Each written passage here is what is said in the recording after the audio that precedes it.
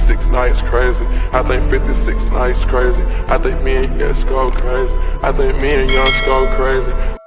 A lot of different things. If you say black, that can mean a lot of different things. And so when we're talking about ethnicity, we're really talking about people's culture. And nationality is talking about your citizenship. So a real life example would be, I am black. That's my race. My ethnicity I would name as black or African American. That's connected to having ancestry of people who were enslaved in the United States. My nationality is American because that's where I have citizenship, right? And all of those mean very, very different things, right? All right.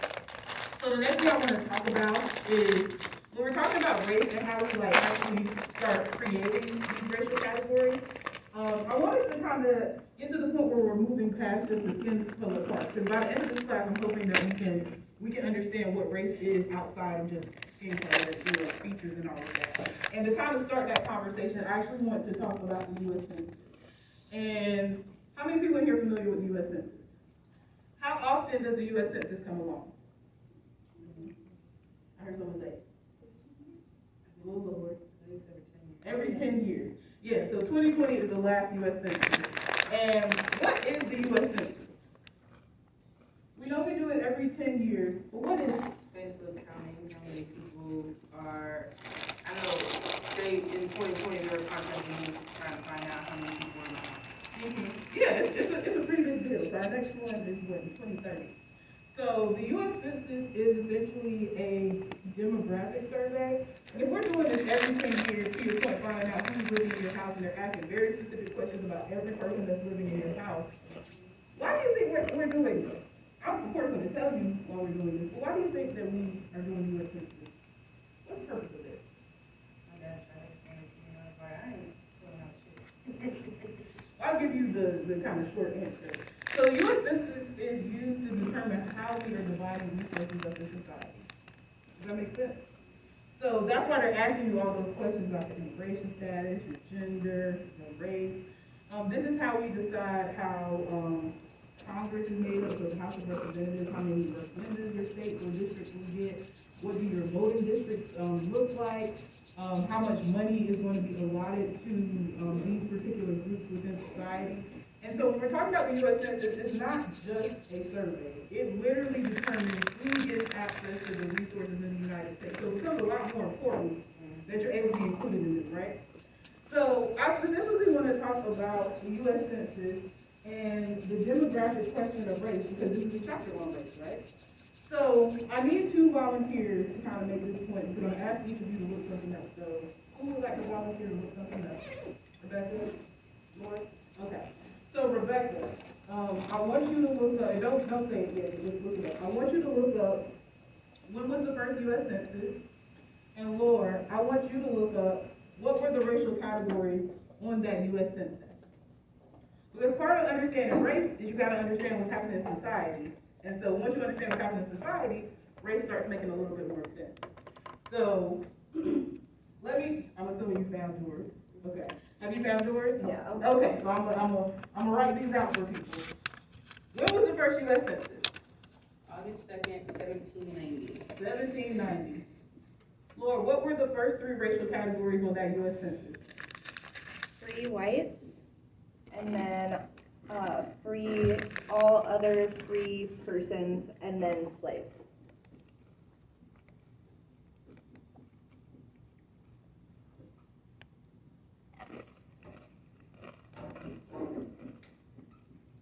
So these are the racial categories in 1790, right? So part of yeah. And so this, I would highly recommend you have some time to kind of look into it. So we see that the categories, again, are free white males and females, all other free persons, and slaves. So my first question for you, because race is socially constructed and is dependent on kind of the socio-political history of the society, meaning that you got to understand history to understand why those categories exist, because it's really a relationship. So if these are the 3 categories in 1790, what can we definitively say was happening in U.S. society and U.S. society? Slavery. You can't have slavery if there's no slaves, right? And we're not going to be talking about free people if there are not people that are enslaved, right? And so let's look a over here, so because this is the most recent one, I'm not going to scroll down right now. But who does this tell you that black people are? In 1790, who are the black people? We're not calling them black right now, but who are they? Other or slaves. Yeah, it's slaves, yeah. Because all other three persons is really talking about like indigenous servants and we'll hold that because I'm gonna tell you a little bit about the indigenous people as well. So part of starting to understand race is that race isn't just about your skin color, it's about your relationship to society. So we weren't calling black people when the United States started, they were just called slaves. We call them black people now, but that relationship to society hasn't really changed. Does that make sense? So when you're going through this, I'm not going to go through all of this, but if you go through this, this is an interactive graph that essentially tells you all of the different racial categories on every U.S. census since 1790. And one of the most interesting things is that there is no U.S. census where all the racial categories are the same. That means every year the racial categories, every 10 years those racial categories change, which also tells us that race isn't biological, it's not innate, because if it was, it wouldn't change every single time, right? And so just a couple of interesting notes about the U.S. Census. I want to tell you about some of the groups that have showed up, when they showed up, and we can just make assumptions about what was going on. So let me see. I already talked about that one. So let's see. 1850, the available categories were black, mulatto, or white. And I'll just explain that. So mulatto is a mixture of black and white people, and so what that tells us during that time is there was a lot of sexual assault going on, which is why they had to create a new racial category. So mulatto are the children of people that were sexually assaulted during slavery, right? We also have indigenous people who don't show up on the U.S. Census until 1860. Why is that ironic? That indigenous people don't show up as a racial category on the U.S. Census until 1860. They precede the U.S. Census, but they don't show up till almost 100 years later, meaning that they have no access to resources, because remember what the U.S. Census is for. So that means that for all those 100 years, that the resources in the United States were given to the people that were free. Think about the Constitution and who was considered a person, because that's really the conversation. Let me see. There are no Latino or Hispanic options until the 1930s, and that's when Mexican appeared. So all Hispanic and Latino people were called Mexicans. Yeah. Let's see. What? 1930? 1930. Yeah. That wasn't that long ago. Exactly. Well, it is better. I'd say that easily. After 1930, Mexicans were removed off of the U.S. Census. We don't see any other Latinx or Hispanic option until, 1970, which is even more recent, right? Wow. Until the year 2000, there wasn't an option for biracial or multiracial people, which is also letting us know, again, that these categories are essentially kind of created again, based on what's essentially going on within society. They even have, what does it say? In 1920, they actually had an option for people from India, but they called it Hindu. They didn't even call it Indian. Just call it Hindu. And Hindu is a religion, so that's not even a race. Yeah. So people just making stuff up, basically. Just making stuff up and putting it up here. And so again, this is a really great example of how race is socially constructed, because if it was real, then this would look like this. Right? And I also show this kind of to point out the reason why when we're talking about race, we talk so much about white and black people, is because this is the racial hierarchy. This is actually a visual of it. White people sit at the top, black people sit at the bottom. Any other race of people that comes into the United States, this is the hierarchy. You have to fit into that hierarchy. It is not going to be recreated for you. You have to fit into that system. Does that make sense? And depending on where you're from, your phenotype, your ethnicity, that's going to determine essentially where you sit kind of on this list. So one of the other really important things to kind of start understanding about race isn't just about your skin color. It is about your value within society. I would actually say that's probably a little bit more important than your skin color, but it's about how you are valued in society. And this is why we're calling race something that can describe to you, because I can come into this classroom every single day and tell y'all that I'm white, and I'm never going to be white. because that is not how it works. And the only other thing I'll mention about this before I move on is that when we're talking about race and white people sitting at the top and black people sitting at the bottom, we'll talk more in the next class about how we create kind of these racial categories. But one of the kind of big things with creating racial categories is that white people will never be black. That's kind of the only rule. White people will never be black, so black people can never be white. And depending on your, again, your ethnicity and your phenotype, there are some people of other racial backgrounds or ethnic backgrounds that can kind of move up and down that racial ladder. But if you are a darker skinned person, you're always going to sit at the bottom because you cannot, your skin just looks the way that it does. Does that make sense? Because we're using phenotype, then that's still going to matter, no matter where you actually come from. All right. So, the next thing that I'm going to do,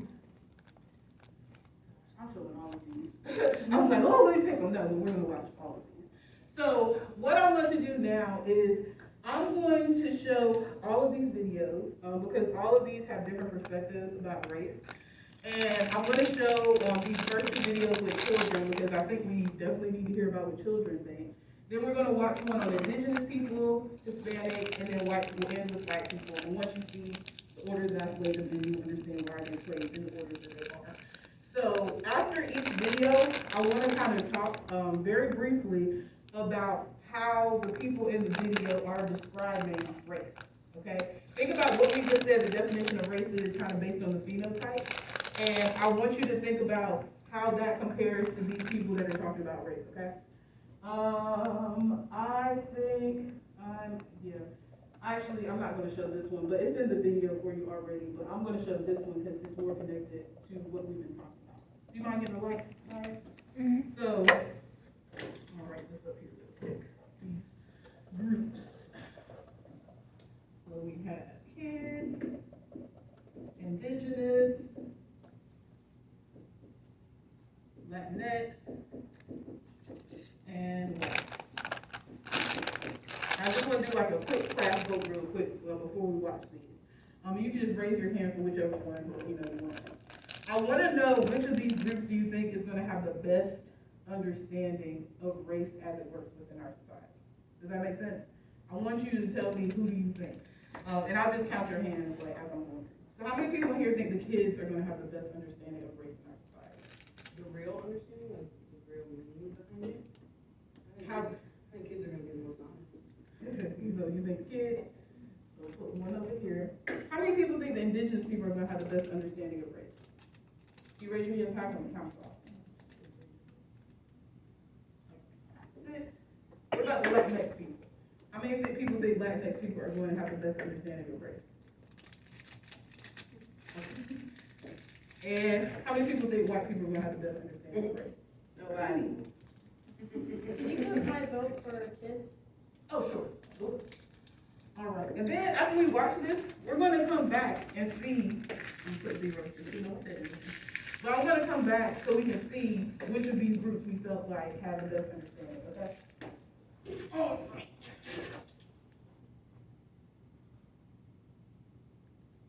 Haiti and Nigeria. I'm from Haiti and Nigeria. Like 3 things, like I'm Dominican, Puerto Rican, and Black. I'm biracial. I have an African American father and an Irish American mom. My name's Waleed. I'm Muslim. I'm Indian, British, Scottish, and American.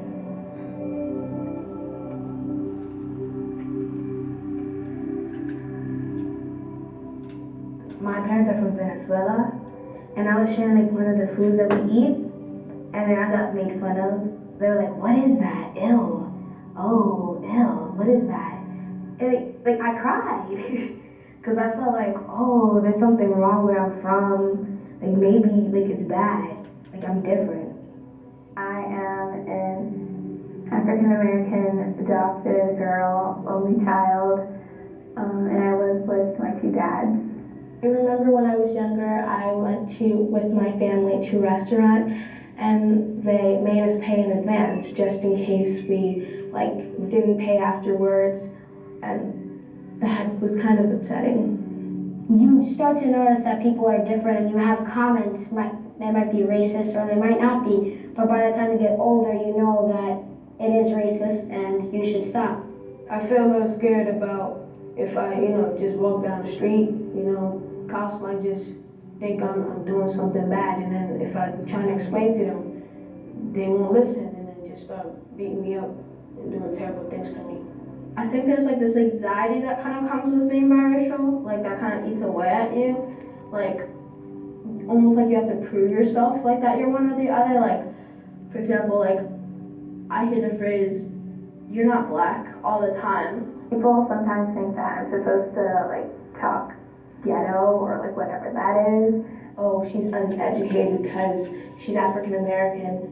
Because I'm Hispanic or Latino, I can't have like a lot of money. Just this weekend, I went with my friend to Urban Outfitters, and we were shopping, and I really wanted to try on this dress, and then this lady that was just like there, she was kind of like watching me, and I was just like, I'm not gonna steal it or anything. I think white privilege is the idea that in your everyday life you're getting treated differently and sometimes with more respect, or people just trust you more, or they have certain expectations of you, like you might be smarter or you might be wealthier. Because you're white, it makes me feel guilty sometimes, even though it's not my fault. Like I feel guilty for having a privilege that like I don't deserve. If I was ever like the mayor or something that controls the policeman, I would want to go out and look in the neighborhoods where there are people that's very friendly so you can pick them instead of like these guys that's just doing all this training. It's better to pick people that's more minded with the community than to just pick some new guy and get on the street. Like, it's just not gonna work out. We have like these kids from they're Ecuadorian and they get made fun of because they look Mexican and they get told on a daily basis, oh, you like tacos? Oh, you like churros? How come I saw your mom on the corner selling ices? Like like I feel bad for them personally because I'm like, wow, like they're not, and like even though they tell them I'm not Mexican, I'm Ecuadorian, they still get teased.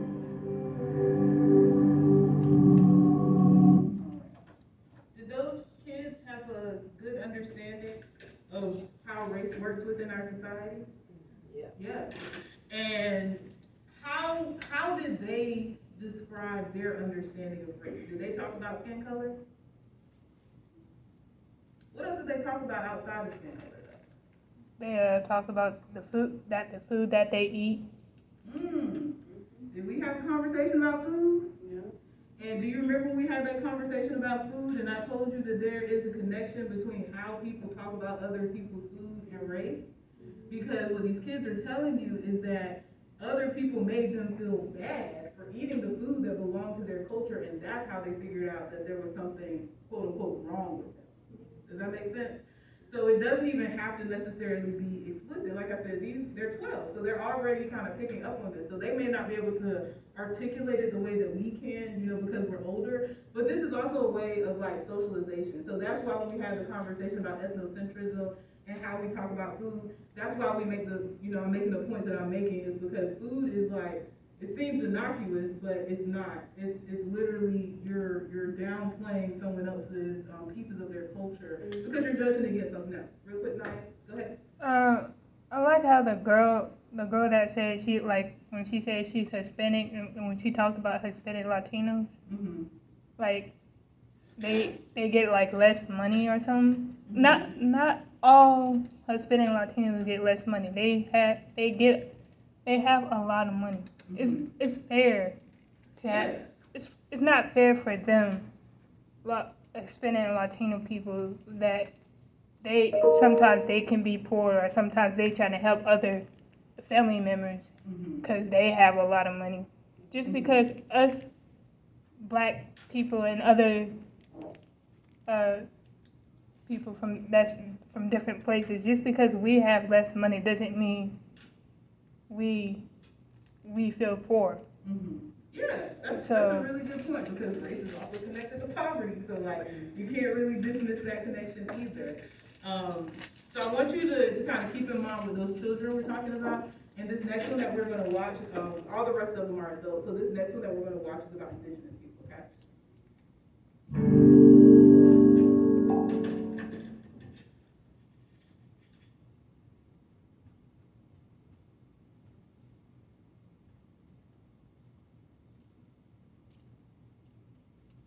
Apache, but really that's the government's name because they can't say just the guy in there. They will tell me how awesome they think it is that I've decided to be a part of my culture. And it's funny to me, it like hits me really weird and I don't like it, and I didn't know why at first, but it's because I haven't decided to be a part of my culture, I live it every day. I'm more comfortable with the term Native, divorced from Native American.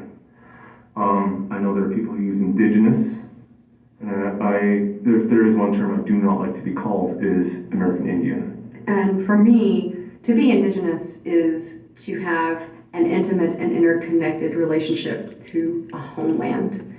And so that's really important because land is, tied to every aspect of who we are. Being Native in a city is almost a daily reminder of your people's erasure, of the fact that people don't even remember that you're here and that you exist. But what I did encounter was just this preconceived notion that all Native Americans are dead. I've had older white men come up to me and say, "Oh man, if this was 40 years ago, I can just do whatever I wanted to." The cattle outside doing the work and the dog inside the house, those are property. Those are the black folks in America. They're our property to white men. Then the exotic antelope on the wall, or the exotic, that's the native, that's how natives are perceived in America. We're treated like animals. They monitor our blood quantum. We're the only, besides dogs and horses, I don't know of any other animal that they monitor the blood quantum. The way I explain it to people is like, imagine a pizza with different slices, and let's say 32 slices. Of the 32 slices, I'm 28 Apache. That's my particular blood quantum. And Native Americans in the US are the only minority group who have to prove their nativeness on an Indian card. It's used to divide Native people against each other, because it can be used as a way to say, I am more Native than you, and I was a part of that too. I used my 4/4 to kind of make myself feel better against other people. The one drop rule, meaning that, one drop of black blood makes you black, that was to keep as many people oppressed or, legitimize their oppression as possible. But on the other side, one drop of anything else completely dilutes you as a Native person. So if you're a Native person, you have a one drop of something else, and suddenly you're less Native. So it's the opposite. Traditionally, within Apache society, you go by the mother. And if the mother's recognized as Apache, she has her clan, the children are unquestionably Apache. Not in the American context, not when patriarchy trumps matriarchy. So what does that mean? My sisters are short 1/16 of a degree.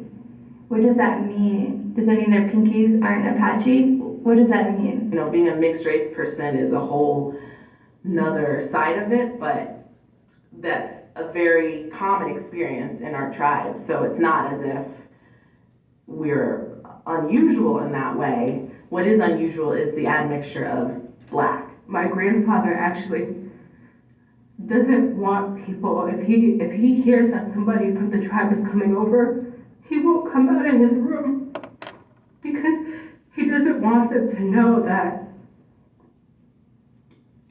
he's that complexion, that he doesn't want me to be affiliated with having African American blood, but I say it. It's not going to change anything. If it were up to the American government, natives wouldn't be around, because after a certain time, that blood will dilute. It will go out. And so if there's no native peoples to provide benefits, then we're not obligated to meet these treaty rights. And if we're not obligated to meet these treaty contracts, then the land is available. The resources are available. And I think that essential point about our claim to sovereignty, our claim to land, claim to a culture, our claim to resources is one that gets lost if we don't insist upon the fact that we are nations. And we have taken huge steps to decolonizing, and that proof comes from people being able to have the opportunities to speak their language, to be on their ancestral land. But the thing with decolonization is that it's an ongoing process, just like grieving, just like any loss. As much as possible now, I try to tell people that I have a Native American name, and maybe it doesn't mean anything to you, but it means everything to me. My name maybe doesn't have a romanticized Hollywood Indian name, but my name has more meaning than that. My name means that my family survived. My family survived disease. My family survived Catholicism. My family survived settler colonialism, and my family, they survived. I survived. My existence is resistance. Me saying my name is Skiam Folks, that is resistance in and of itself. All right. So let's talk about indigenous folks. So what does it mean to be indigenous? What do they say it meant to be indigenous? Because it's a very particular identity that means something. What does it mean? In a relationship with what? With the land, right?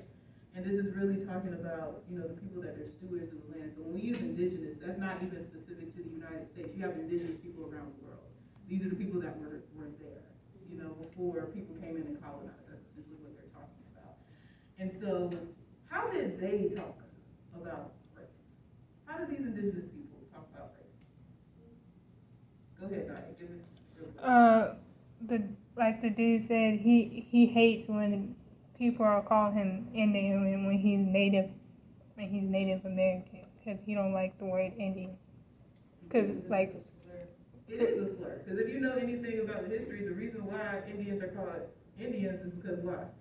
Do we know why? Because they thought they were going to India. They thought that they were in India, so they called the people there Indians, because that's where they thought that they were. So it's not even for the people that are here. It was a mistake, essentially. But go ahead, Laura. I thought that the sort of like metaphor that was used about like the dog in the house or the cattle out in the field on the farm versus the hunted trophy exotic item that you mount in your house as like I have conquered this, I've slain the beast or whatever. Like that was like a really, it felt really like accurate to, yeah. I would name it as a very good metaphor to the racial hierarchy. Go ahead. I think the thing that I noticed most was the connection to other like systematic oppressions that exist. So like talking about enslavement, talking about like land rights, talking about patriarchy. So all of it like very heavily intersects with like how different indigenous culture, which is that's a vast category of people, because we call people who are indigenous that belong to so many different tribes. But how different it is from Western like imperialism. Oh yeah, and that's kind of like forward, but like when we get to the chapter on gender, we're going to find out there's a very strong connection, like you said, to race and gender and how we see gender, and you can't ignore how colonialism plays a part in that, because you have to erase people's culture to colonize the land. And that means everything about their culture, including their understandings of gender. What did they say about the blood? What did they say about the blood? Because that's the most interesting thing to me. That's what I was thinking, the amount of indigenous or native blood that they have. And who did they say? They called it the blood quantum. What else did they say we track the blood quantum in outside of indigenous people? Not black wolves. You're close. So we're not tracking their blood quantum, but it was animals. Horses and dogs. Horses and dogs. So think about like the pedigree for like horses and dogs. That's what they're talking about. And they only do that with indigenous people. But to your point, they also mentioned black people in blood. And what were they talking about with that? Mixing it. Yeah, the 1 drop rule. We've heard of that, right? So 1 drop of black blood means that you were black, but 1 drop of anything that's not native means that you're not native, which is also the hypocrisy of race, because there are different rules for different people. And I think that she did a really good job of explaining. I realize I didn't read between the lines, oh. And I ain't blind, had to open up my eyes to see it all.